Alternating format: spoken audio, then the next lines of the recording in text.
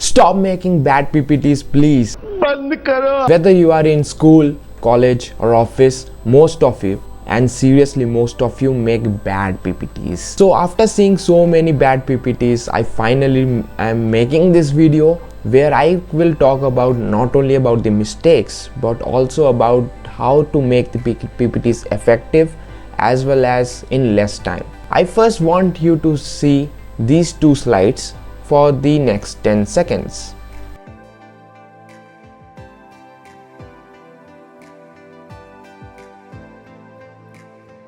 Time up, time up, time up, time up.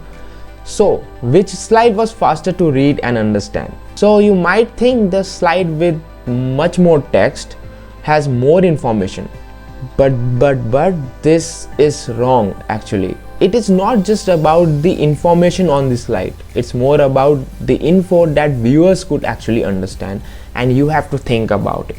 Try to use more and more images and less text, okay? And that's the most fundamental point about how you can make your PPT attractive and engaging to the audience, because the audience matters. Pictures actually speak more than the text. Don't let there be a traffic jam in your slide, okay? Don't crowd it, please. You will really lose your audience. But did I just say that don't use text? Nah, I didn't tell you about not using text. What I mean here is that use little text, and if 1-2 lines is there, then it is okay.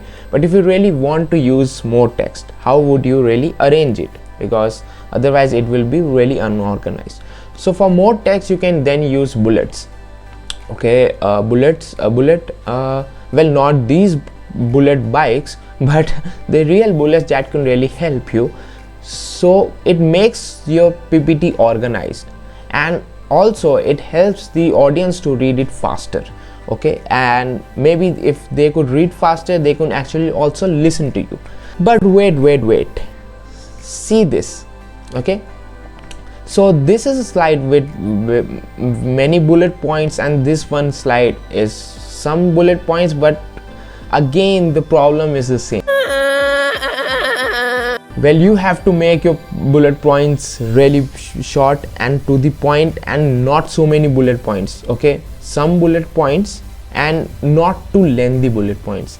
That's how, because whatever you want to convey, you don't put everything on the slide. You put something and you just speak about it, okay? So more important thing is how you speak, how much you speak, rather than how much there is on the slide. Slide should have something that could hint you about what to speak. So if you are really watching till now, you can just hit the subscribe button. That will really help me to help you, and you will get your help, okay?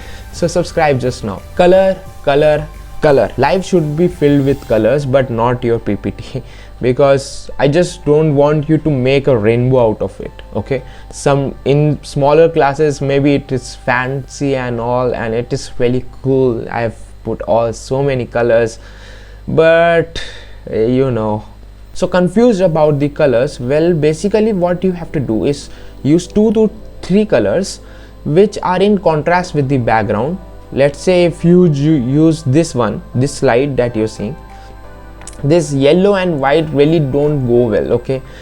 People can hardly see what is written, and it is really pale and dull. People will lose your interest. While on the right side you can see like this black and yellow one, it looks quite decent, and the text is actually visible to us and it smooths out. So if you are really more confused about the colors, what to choose, how to choose, and what colors to take, then you can just visit the description. There is a link of the color palette that you can use 2-3 colors and make a contrast out of it. That would really work for you. What about the points? So what you can do, you can also use color to highlight special words, not everything, okay? Not the whole sentence, but just some major points which you also can look at and actually easily know that what you have to speak, and even the audience can understand and see that this is the main thing that I want to gather from the PPT. Or you can just even make them bold, okay? Can you really see this? Okay, Are you able to see this? Can you able read this? माँ मुझे कुछ दिखाई नहीं दे रहा माँ. So basically the thing is to use big, okay, but not so big, because no one has microscope in the room, okay. Everyone is just watching seeing your slides, and everyone wants to see it clearly so that they can get some info, even if you are failing to speak that info. If in most of the PPTs I have seen that people say this, okay, line by line they are reading this is this, this is this, this is this, this is A few moments later. this, this is this, this is this, this is this, this is this, More moments later. this is this, this is this. So you don't have to speak line by line, okay. And time, don't read everything on the slide and spend too much time. People are not waiting for you to just read out the slides, okay. This is the major blunder that everyone does. People just want to know the main things, the main idea about what is there on the slide, okay. So don't let them sleep. Copycat is something that most of us become. So what people really do is just they copy everything from Wikipedia or other sources or the images. They think that they own these things, but no, wait, these are the resources that someone else has put on the internet, and you need to give reference, okay.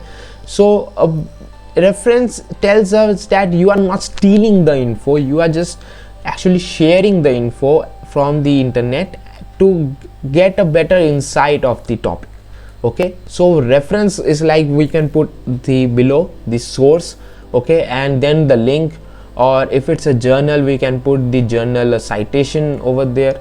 That's really important. Otherwise this mainly people avoid, but seriously if you do this, it's better. It's kind of stealing with telling that you are stealing but it's better. And finally the secret ingredient of making PPTs.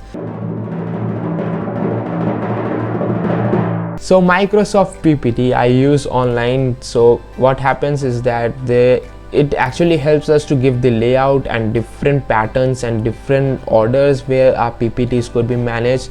This really helps us to actually also save the PPT online. And Microsoft is not paying for this video, it's not a promotion for Microsoft, but you know that PPT online is really helpful, and I think that it can help you to make different styles and catchy styles so that audience gets really engaged.